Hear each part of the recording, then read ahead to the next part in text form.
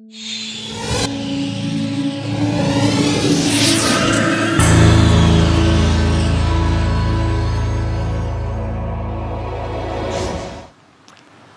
the 1990s, there were a whole series of scandals concerning the production of brand name goods in the US, child labor, forced labor, serious health and safety abuses.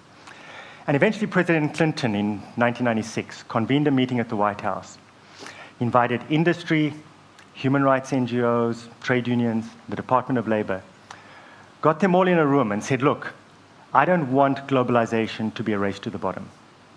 I don't know how to prevent that, but I'm at least going to use my good offices to get you folks together to come up with a response. So they agreed, okay, what we'll do is we agree on a common set of standards, code of conduct. We'll apply that throughout our global supply chain, regardless of ownership or control. We'll make it part of the contract. And that was a stroke of absolute genius, because what they did was they harnessed the power of the contract, private power, to deliver public goods.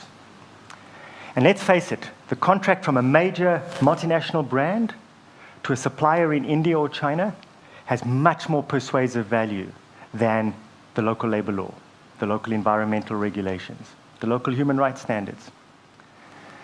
This is a radical proposition. And it's crazy to think that if you're a 15-year-old Bangladeshi girl leaving your rural village to go and work in a factory in Dhaka, $22, $23, $24 a month, your best chance of enjoying rights at work is if that factory is producing for a brand name company which has got a code of conduct and made that code of conduct part of the contract. It's crazy. Multinationals are protecting human rights.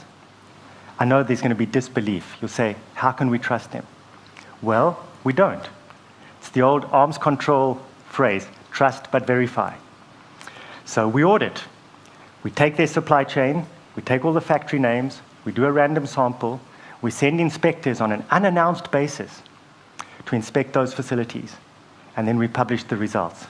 Transparency is absolutely critical to this. You can call yourself responsible, but responsibility without accountability often doesn't work. So what we're doing is we're not only enlisting the multinational, we're giving them the tools to deliver this public good, respect for human rights, and we're checking. You don't need to believe me, you shouldn't believe me. Go to the website, look at the audit results, ask yourself, is this company behaving in a socially responsible way? Can I buy that product without compromising my ethics? That's the way the system works.